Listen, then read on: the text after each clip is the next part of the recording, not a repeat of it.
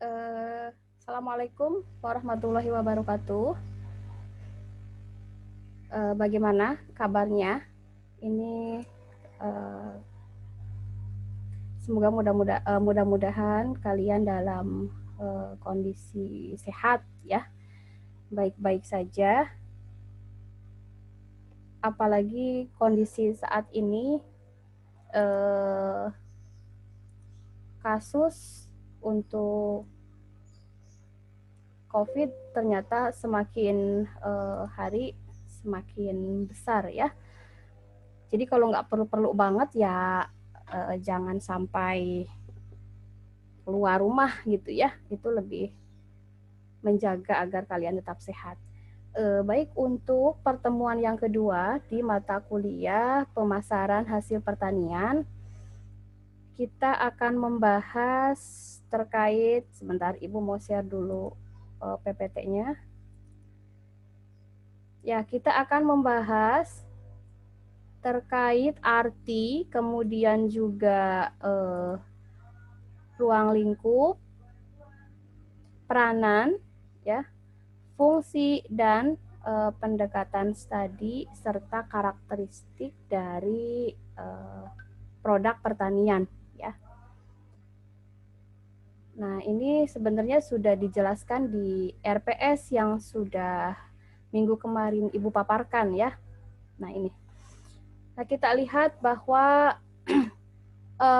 dalam kehidupan sehari-hari kita sering menyaksikan hal-hal atau peristiwa berikut ini ya. Jadi sebelumnya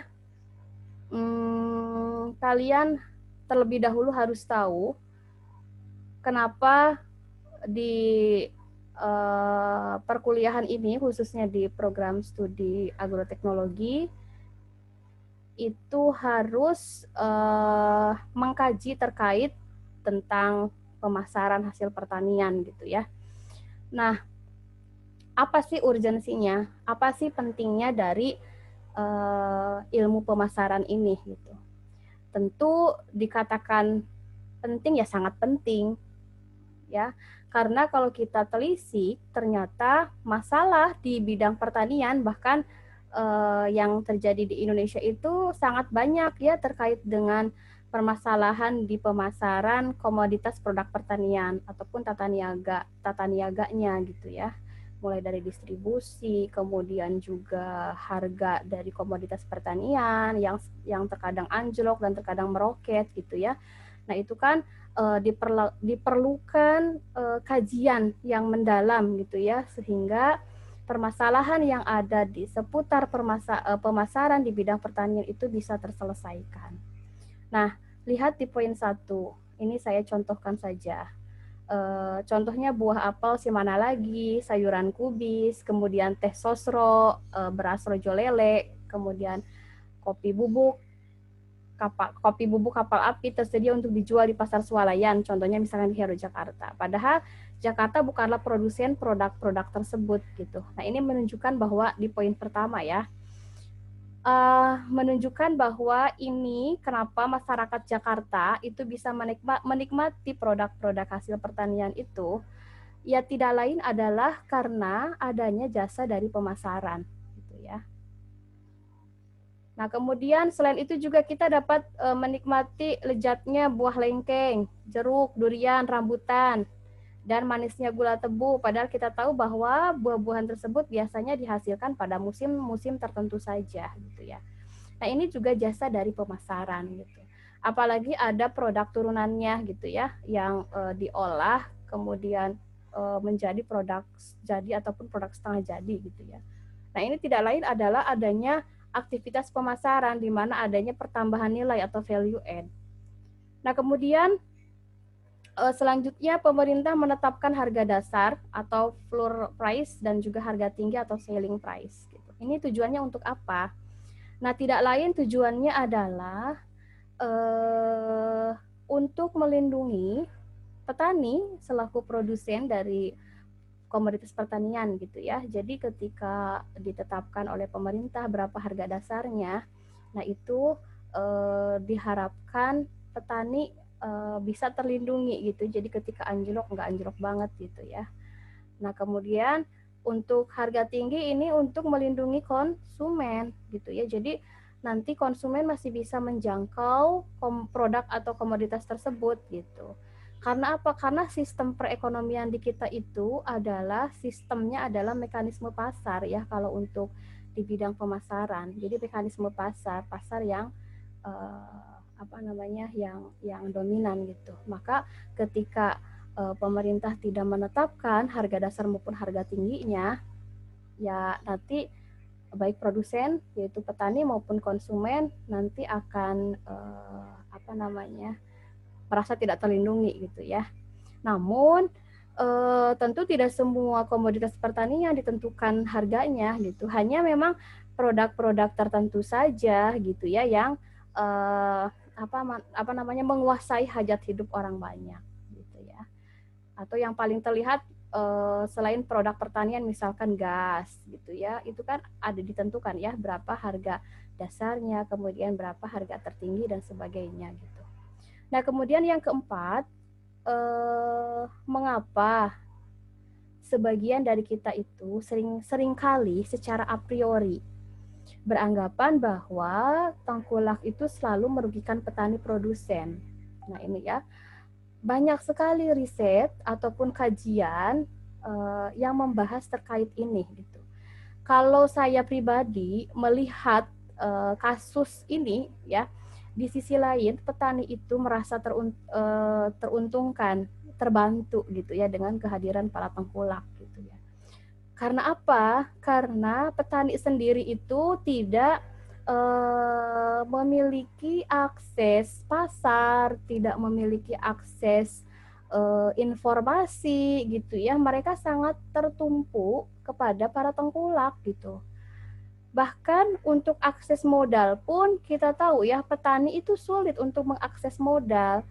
Apalagi misalkan ke lembaga perbankan gitu ya, dengan persyaratan yang begitu rumit, kemudian juga ditambah harus adanya agunan gitu. Ini membuat petani mencari alternatif pembiayaan yang lain yang memang tidak ribet dan mudah didapatkan. Nah, salah satunya adalah dari para bandar atau para tengkulak. Seperti yang saya riset saya kemarin terkait dengan pemasaran dari mangga ya. Kemarin saya melakukan penelitian di 3 kabupaten, yaitu di Majalengka, kemudian 4 kabupaten di Majalengka, kemudian di Indramayu, kemudian Sumedang, satunya di Cirebon terkait penelitian mangga gedong gincu gitu. Nah, ternyata di sana peran bandar itu luar biasa. Mereka sangat dominan, mereka sangat menguasai gitu. Karena salah satunya para bandar itu adalah menjadi tempat bagi petani, salah satunya untuk akses modal gitu. Jadi para bandar itu memberikan pinjaman, apakah itu berupa uang cash ataupun sarana agro input gitu ya, yang digunakan untuk budidaya mangga gitu. Namun setelah mangga itu dipanen, petani mau tidak mau harus dijualnya kepada bandar dengan harga yang ditentukan oleh bandar gitu. Nah, itu fenomena yang terjadi gitu. Jadi sebenarnya yang pertama karena kebutuhan yang mendesak yang membuat para petani itu memilih untuk tidak mencari alternatif pemasaran yang lain gitu ya. Karena misalkan ditunggu kebutuhan sekolah anaknya, ditunggu untuk makan sehari-hari dan sebagainya gitu. Sementara si bandar biasanya datang ke rumah-rumah petani, akhirnya ya sudah gitu ya, kebutuhan mendesak, kemudian ada yang membeli meskipun harganya ibaratnya lebih rendah dibanding ketika petani menjual langsung ke konsumen ataupun ke alternatif saluran pemasaran yang lain, akhirnya petani ya oke lah dijual kepada bandar gitu ya. Nah itu jadi sisi kelebihannya itu memudahkan petani. Jadi petani nggak repot-repot harus mengangkut produknya, kemudian memasarkan sendiri dan sebagainya, apalagi tidak memiliki transportasi gitu ya. Nah seperti itu. Nah kemudian kekurangannya apa? Kekurangannya ya tadi, petani hanya sebagai price taker. Ya, yang menentukan itu price maker-nya itu adalah para bandar atau para tengkulak gitu ya. Nah itu, maka di sini sebenarnya peranan dari pemerintah ya itu perlu ya, untuk apa? Tidak untuk membinasakan para bandar, bukan untuk membinasakan, karena ini seperti halnya mata uang, apa namanya, seperti halnya mata pencaharian gitu. Bahkan kemarin juga saya sempat ngobrol dengan kepala dinas hortinya gitu ya, waktu di Majalengka gitu ya. Ya karena kalau dihilangkan itu nggak mungkin, karena itu berkaitan dengan mata pencaharian seseorang gitu ya, dan memang cukup berjasa juga. Mungkin yang bisa dilakukan adalah dengan memberikan binaan gitu ya, binaan kepada para bandar, para tengkulak gitu, agar apa? Agar di sini profit yang didapatkan gitu ya, baik yang didapatkan oleh petani maupun oleh bandar itu ya adil gitu ya. Itu kan perlu adanya pihak ketiga gitu ya. Di sini berarti pemerintah. Nah, kemudian yang kelima, mengapa harus produk pertanian? Mengapa harga produk pertanian sebagian besar itu mengalami fluktuasi harga dan cenderung merugikan petani? Ya, tadi sebenarnya ada berkaitan dengan dari saluran pemasarannya juga yang terlalu panjang gitu ya, yang membuat farmer share atau bagian yang diterima petani itu lebih rendah dibanding dengan pelaku pemasaran yang lain gitu. Apalagi kita tahu bahwa karakteristik dari produk pertanian juga ya, ketika musim panen tiba harganya anjlok, tetapi ketika di off season atau di luar musim harganya meroket gitu ya. Nah itu cukup ini ya, cukup memberikan masalah gitu ya bagi bidang pertanian gitu ya. Jadi maka di sini misalkan perlu adanya klaster-klaster gitu ya. Jadi bagaimana caranya agar tidak panen secara berbarengan gitu ya. Apalagi misalkan yang lebih parah, misalkan kondisi ketika petani hendak panen kemudian ada kebijakan impor. Nah ini kan cukup memberatkan petani ya gitu. Nah ini juga terkait dengan kebijakan pemerintah ketika impor ya, harus melihat kondisi di lapangan, benar akurat atau tidak kondisi komoditas atau produk-produk di pasaran itu benar-benar langka atau tidak gitu. Jadi kalau menurut saya pribadi sebenarnya impor itu harusnya menjadi alternatif terakhir gitu ya. Gitu. Jadi kalau kita berbicara terkait kedaulatan pangan ya, berbicara terkait kedaulatan suatu negara gitu. Ya, jangan sampai kita menjadi ketergantungan terhadap negara lain, terkecuali memang komoditas pertanian tersebut yang memang tidak bisa ditanam di Indonesia gitu. Ya, mau tidak mau kita harus impor dari luar gitu ya. Nah, seperti itu. Nah, oke, saya lanjutkan ke slide berikutnya. Nah, di sini ada definisi dan ruang lingkup dari tata niaga pertanian. Nah, jadi sering orang menyebut tata niaga itu sama dengan penjualan. Padahal padanan kata yang tepat dari tata niaga itu adalah bukan penjualan, tapi apa? Pemasaran ya. Nah, jadi berbeda antara tata niaga dengan penjualan ataupun tata niaga dengan distribusi. Itu dua aktivitas yang berbeda, walaupun satu menjadi bagian dari yang lainnya gitu ya. Misalkan untuk tata niaga, nah tata niaga di sini fokusnya adalah untuk keperluan dan kepentingan si pembeli atau konsumen. Sementara kalau penjualan, nah ini titik perhatiannya ialah keperluan atau kepentingan si penjual. Jadi kalau di dalam tata niaga itu ada aktivitas sebelum mau memproduksi ataupun mau menjualkan suatu produk. Itu ada semacam survei dulu terhadap konsumen ya, survei pasar dulu gitu. Apa sih yang diinginkan oleh konsumen? Kemudian kualitas yang seperti apa sih yang dibutuhkan oleh konsumen dengan tingkatan harga berapa yang dibutuhkan oleh yang diinginkan oleh konsumen. Nah, aktivitas itu ada dalam tata niaga. Sementara kalau penjualan itu ya hanya bagaimana si penjual itu menjual produknya hingga laku gitu ya. dibeli oleh konsumen gitu. Jadi sebenarnya penjualan itu adalah bagian daripada tata niaga gitu ya. Jadi tata niaga sekumpulan aktivitasnya di dalamnya itu ada penjualan. Nah, begitupun halnya dengan distribusi ya. Jadi distribusi itu ya hanya aktivitas memindahkan fisik barang ya dari produsen ke pemakai akhir ataupun ke konsumen. Sementara distribusi itu adalah bagian daripada tata niaga gitu ya. Jadi penjualan maupun distribusi itu bagian dari fungsi tata niaga. Dan kalau istilah pemasaran itu sama dengan tata niaga gitu ya. Di sini ada definisinya, nanti silakan kalian bisa baca lebih lengkapnya ya.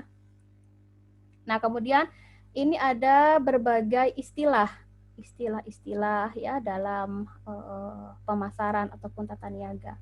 Yang pertama need atau kebutuhan. Ini adalah suatu keadaan yang ingin diperoleh seseorang. Apabila kebutuhan tersebut tidak terpenuhi, maka membuat tidak bahagia bahkan kematian gitu ya. Contohnya kebutuhan terhadap makan, ya itu kan sesuatu hal yang tidak bisa ditunda gitu ya. Jika ditunda tidak makan gitu, maka akan memberikan dampak sakit dan mungkin nanti ekstrimnya berujung pada kematian. Itu need, kebutuhan, tidak bisa dinantikan gitu ya pemenuhannya. Berbeda dengan keinginan atau want. Keinginan itu lebih sifatnya pada apa ya?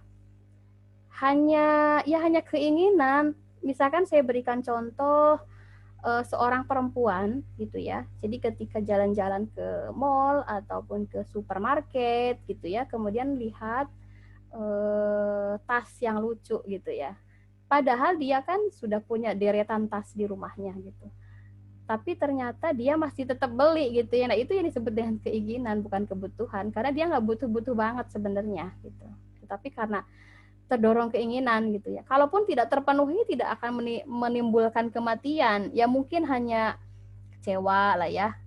Apalagi ya tidak lantas menjadi sakit atau kematian, enggak gitu ya.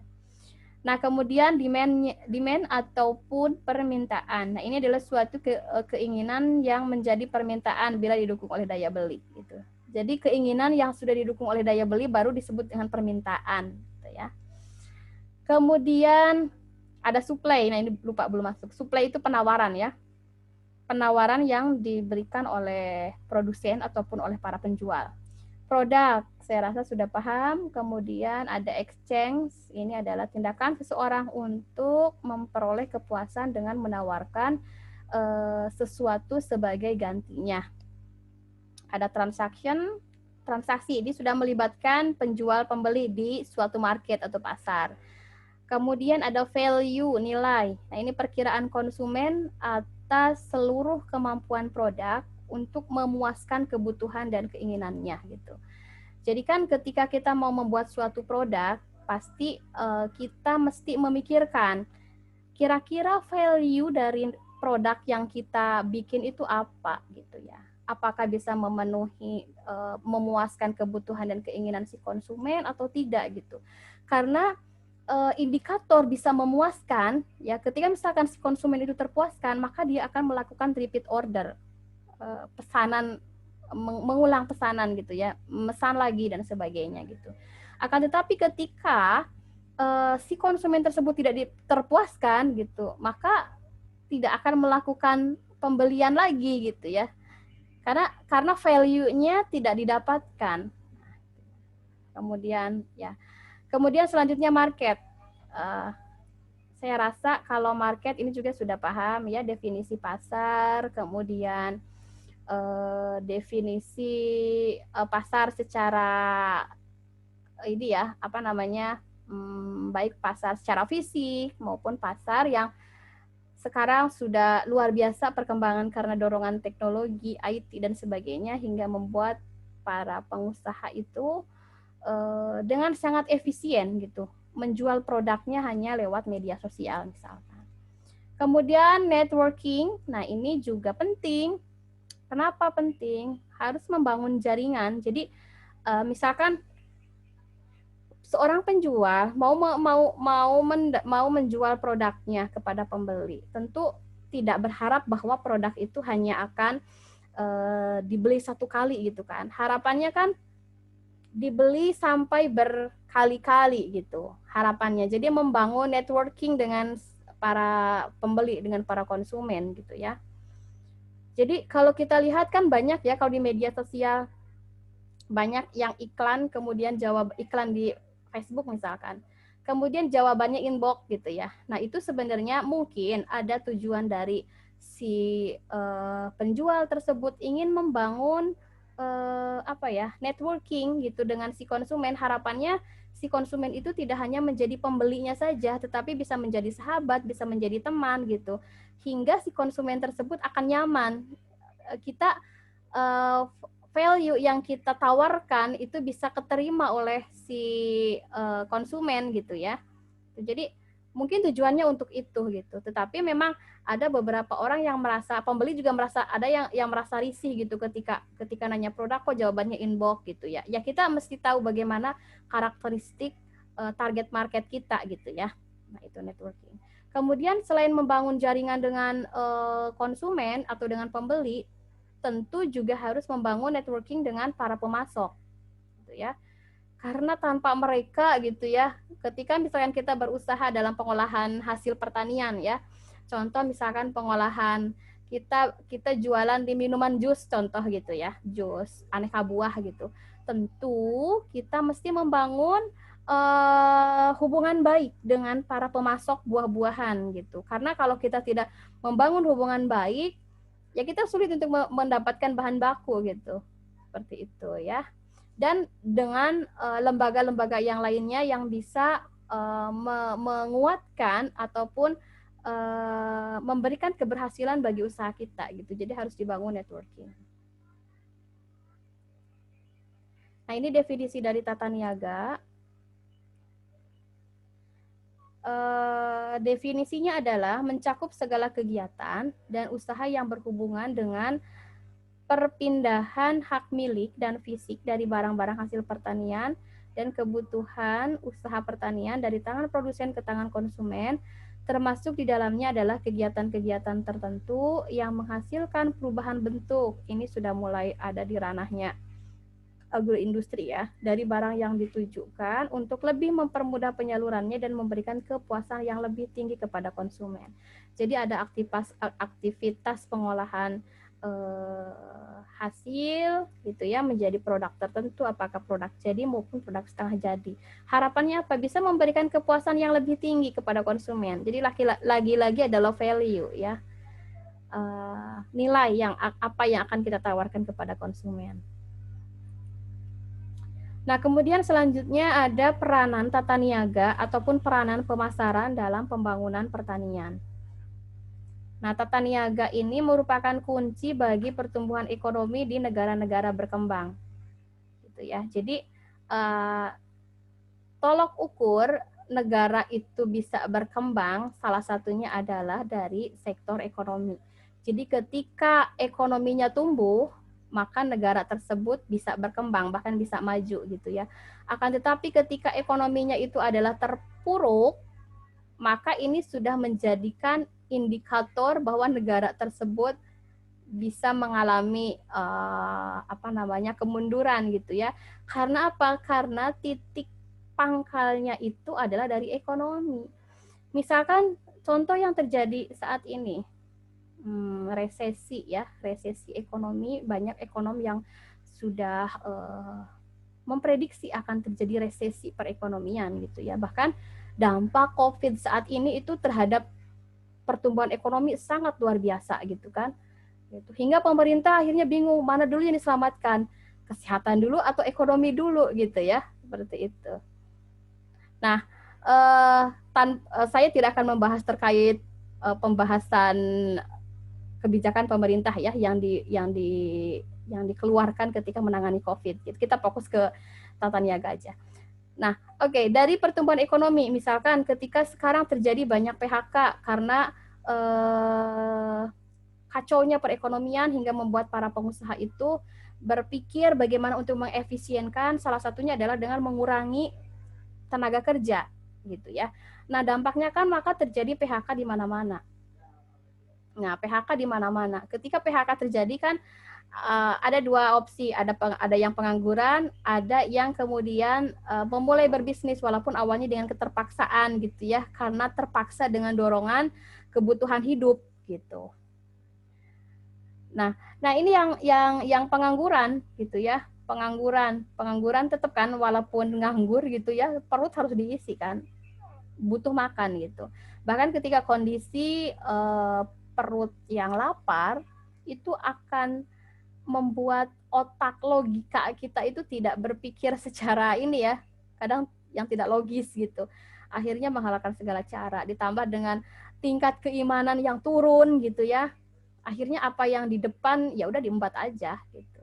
Mencuri apa atau mungkin merampok dan sebagainya. Berarti dari ekonomi ini dari ekonomi kemudian pengangguran, kemudian masuk ke tindak kriminalitas, mencuri, merampok, kemudian ketahuan, takut ini ya akhirnya dibunuh gitu ya, akhirnya kriminalitas di sana. Itu awalnya dari dampak ekonomi.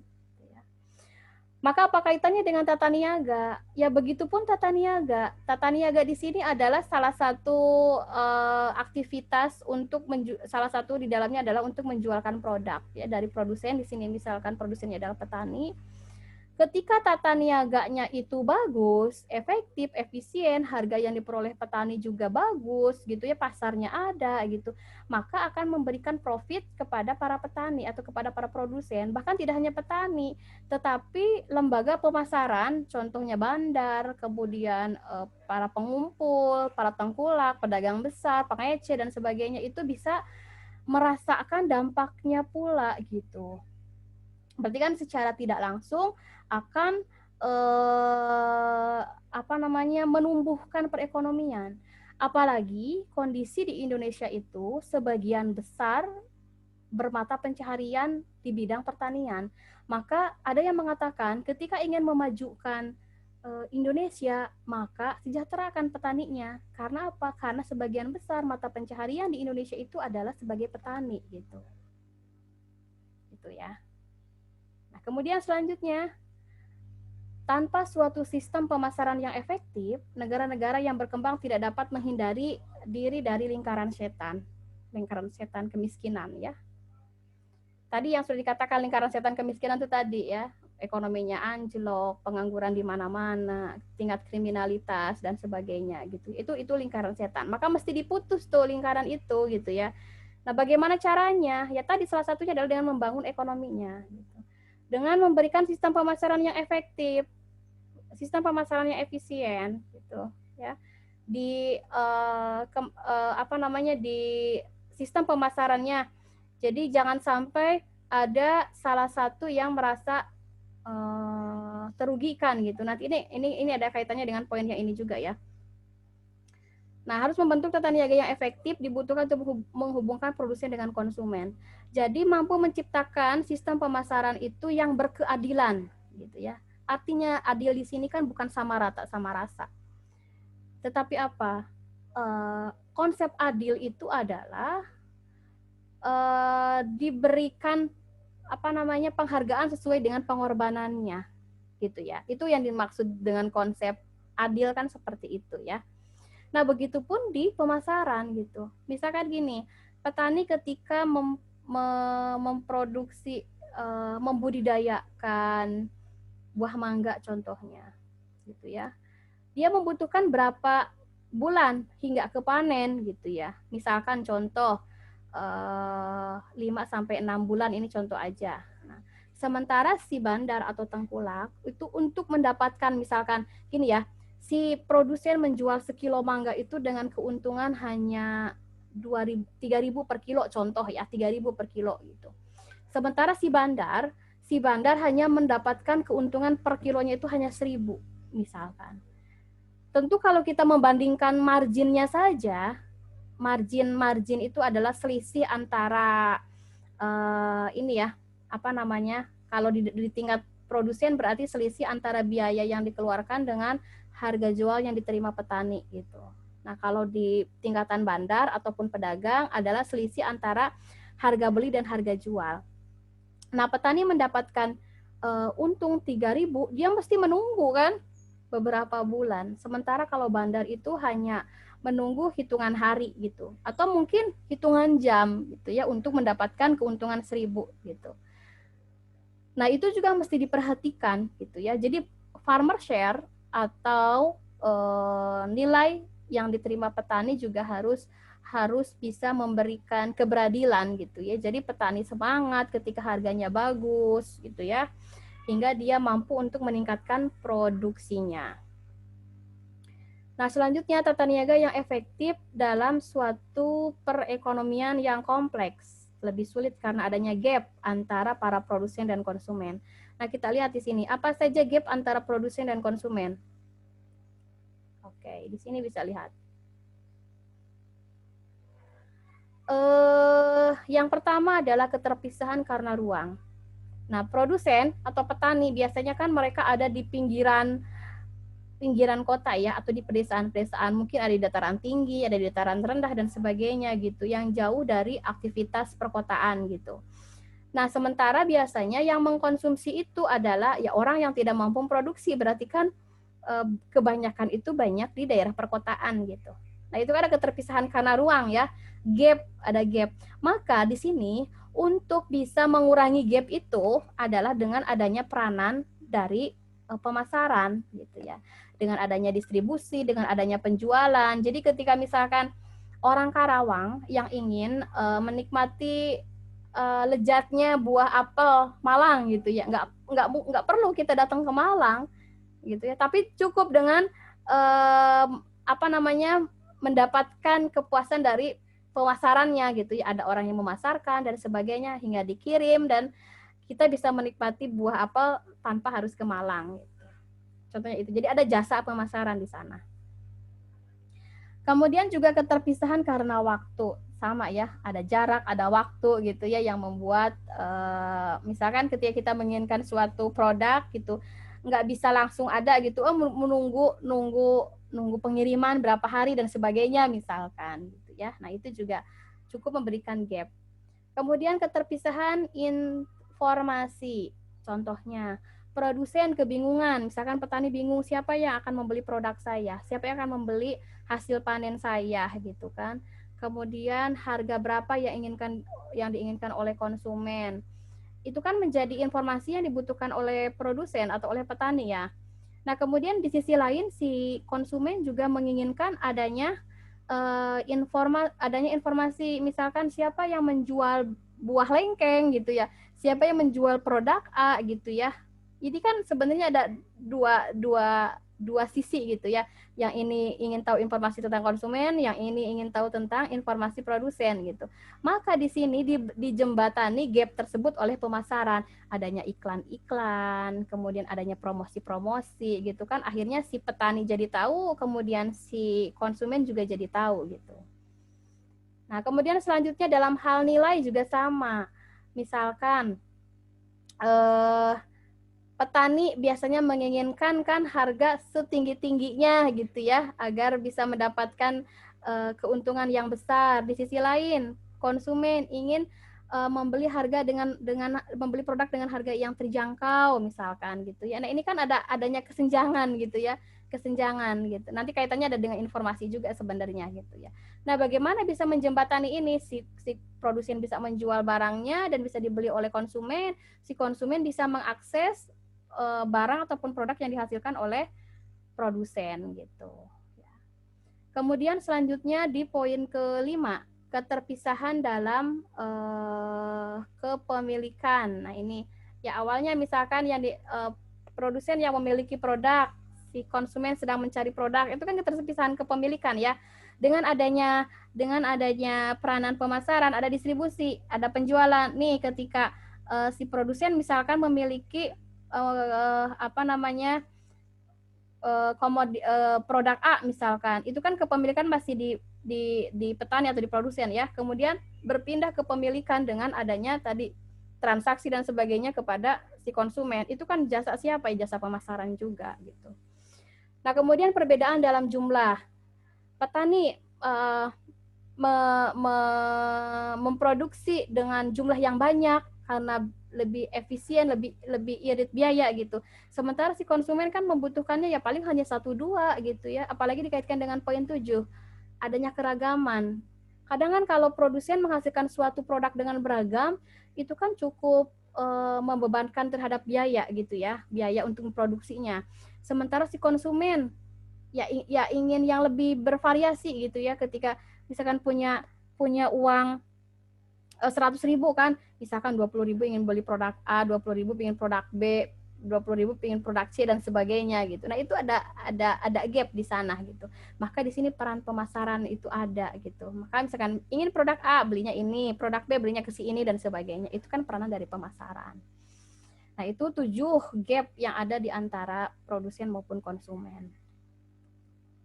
Nah, kemudian selanjutnya ini saya mengutip dari Mubiarto tahun 89.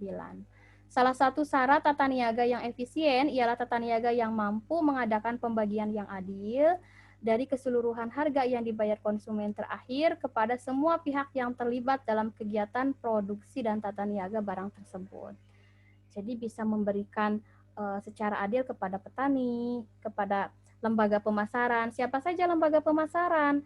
Ada banda, ada pengumpul, misalkan pedagang pengumpul kecil, pedagang pengumpul besar, ada tengkulak, ada pedagang besar, ada pedagang luar daerah, misalkan ada pedagang kecil, kemudian ada eksportir, importir dan sebagainya. Itu harus memberikan keuntungan yang adil ya. Nah, kemudian selanjutnya tata niaga berperan dalam menciptakan 4 kegunaan. Apa saja? Yang pertama adalah kegunaan kepemilikan. Yang kedua kegunaan tempat, yang ketiga kegunaan waktu, dan yang terakhir kegunaan bentuk. Nanti coba Ibu memberikan contoh yang sangat sederhana. Misalkan gini, si A punya barang, misalkan punya gabah ya. Si B lapar. Berarti kan itu waktu ya, lagi lapar gitu. Kan selapar-laparnya si B, nggak mungkin dong mengkonsumsi gabah, kan gitu. Tetapi kan si B itu bisa mengkonsumsi ketika sudah dilakukan perubahan bentuk. Dan di sini peranan kegunaan bentuk, ya, kegunaan bentuk. Jadi si gabah yang dimiliki atau kegunaan kepemilikan yang dimiliki oleh si A dirubah bentuknya menjadi nasi. Nah, nasi di sini perubahan bentuk, kegunaan bentuk ya. Jadi nasi lebih berguna dibanding dengan gabah. Berarti kegunaan bentuk. Kemudian diberikan kepada si B yang kondisi lagi lapar saat itu. Kegunaan waktu ya. Dan kemudian si A itu mengantarkan sampai ke tempat si B gitu. Itu kegunaan tempat gitu ya. Nah, berarti dari contoh yang tadi Ibu jelaskan itu sudah mencakup 4 kegunaan, yaitu kegunaan kepemilikan, kegunaan tempat, kegunaan waktu, dan juga kegunaan bentuk. Itu kurang lebih contoh sederhananya seperti itu. Nah, kemudian selanjutnya pergeseran konsepsi dalam pembangunan pertanian pada negara-negara berkembang ke arah orientasi pasar. Nah, apa penyebabnya? Jadi perlu kalian ketahui. Sekarang tuh orientasinya bukan setinggi-tingginya produksi, gitu ya. Tetapi juga mesti diperhatikan orientasinya bergeser kepada pasar. Jadi seberapa banyak pun produksi yang kita hasilkan, kalau pasarnya tidak menerima, yaitu tetap tidak memberikan keuntungan bagi para petani gitu ya. Jadi selain produksinya tinggi, tetapi juga harus melihat siapa pasarnya, siapa yang akan menyerap produk ataupun hasil panen dari petani. Sekarang orientasinya ke sana, lebih kepada orientasi pasar. Jadi sebelum mau memulai membudidaya ataupun mau memulai usaha tani, itu perlu dipikirkan siapa yang akan membeli produk kita, siapa akan yang membeli hasil panen kita, gitu ya, hasil pertanian kita, gitu ya. Karena apa? Karena di sini ada hal-hal yang menjadi penyebabnya. Pertama, terjadinya kelebihan produksi serta timbulnya persaingan yang semakin sengit, gitu ya. Berarti di sini mesti adanya strategi bagaimana memasarkannya. Apalagi karakteristik produk pertanian itu yang mudah busuk, mudah rusak gitu ya. Tidak tahan lama gitu. Jadi harus benar-benar dipertimbangkan siapa pasarnya. Terkecuali memang komoditas yang produk tersebut senantiasa selalu dibutuhkan sepanjang masa oleh konsumen gitu ya. Kita tidak khawatir pangsa pasarnya gitu. Akan tetapi tetap memperhatikan adanya persaingan yang sengit. Karena apa? Karena banyak yang memproduksi produk ataupun barang yang sama gitu. Jadi mesti diperhatikan. Contohnya misalkan beras. Komoditas beras itu kan memang diperlukan sepanjang masa oleh masyarakat Indonesia, apalagi itu menjadi bahan pokok gitu ya. Pasti senantiasa dibutuhkan. Akan tetapi kan yang menjual beras itu tidak hanya 1-2 orang, banyak gitu ya. Berarti di sini ada persaingan sengit, ada persaingan antara pedagang beras. Maka perlu diperhatikan siapa pasar kita, siapa yang akan membeli beras kita gitu ya. Paham ya? Kemudian yang kedua, risiko investasi yang lebih tinggi dalam produksi. Di bidang pertanian memang risikonya sangat besar ya. Jadi ketika kita mau investasi di bidang pertanian, kalau untung banget, kalau rugi banget gitu ya. Jadi bagaimana meminimalisir agar tidak rugi banget gitu ya gitu. Bahkan kemarin lagi-lagi hasil riset saya itu menyebutkan bahwa petani mangga itu ketika untung sampai kebeli mobil, sampai kebeli rumah gitu ya. Bahkan ada yang cerita gitu ya, ada yang sampai nikah lagi gitu ya, sampai seperti itu. Tetapi ketika ruginya banget sampai menjual rumah dan sebagainya gitu, tetapi belum dapatkan kabar sampai menceraikan istri gitu ya. Jadi itulah kondisi real di bidang pertanian gitu. Jadi harus benar-benar tahu gitu ya bagaimana meminimalisir itu agar risikonya. Jadi di sini perlu yang disebut dengan manajemen risiko gitu agar risikonya tidak besar. Jadi ketika rugi tidak jatuh banget. Kalau ketika untung ya memang harus maksimal kalau untung gitu ya. Kemudian poin yang ketiga, biaya operasional yang semakin meningkat. Nah, misalkan ketika ada kebijakan pencabutan subsidi pupuk. Nah, ini cukup berpengaruh terhadap biaya operasional karena yang awalnya petani bisa mengakses harga pupuk itu di kisaran contoh misalkan 2.000 per kilo. Sekarang karena tidak adanya subsidi, maka harga pupuk itu akan naik sesuai dengan harga normalnya, misalkan jadi 4.000 atau 5.000. Tentu kan ini bisa meningkatkan biaya operasional, ya kan? Ketika biaya operasional itu besar, maka nanti akan dibebankan kepada produk. Kan nggak mau rugi kan? Pedagang ataupun produsen, begitupun petani gitu ya, pasti akan meningkatkan harga jualnya gitu. Nah ini ya. Kemudian yang keempat, kesadaran konsumen yang semakin meningkat. Misal sekarang pola pikir masyarakat sudah mulai berubah, lebih melek terhadap kesehatan. Yang awalnya ketika makan yang penting kenyang, urusan gizi nomor sekian gitu kan. Nah, sekarang mulai tuh sudah bergeser pola pikirnya gitu. Ketika makan itu harus terpenuhi gizinya, karbohidratnya berapa, proteinnya berapa, kemudian vitamin dan sebagainya gitu ya. Nah, sudah mulai seperti itu. Sekarang ditunjang lagi dengan pendapatan yang meningkat gitu ya. Nah, ini pun perlu menjadi perhatian gitu.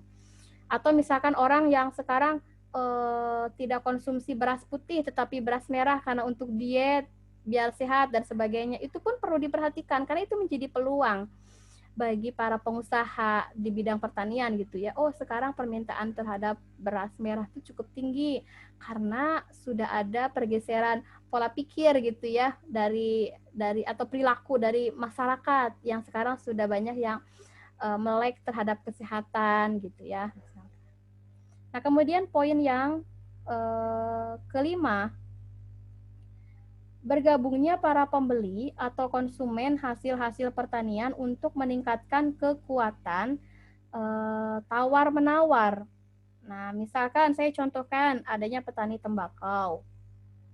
Nah, petani tembakau di sini menjual tembakaunya itu kan biasanya ke perusahaan-perusahaan rokok. Berarti di sini perusahaan rokok itu adalah posisinya sebagai konsumen bagi petani tembakau gitu ya.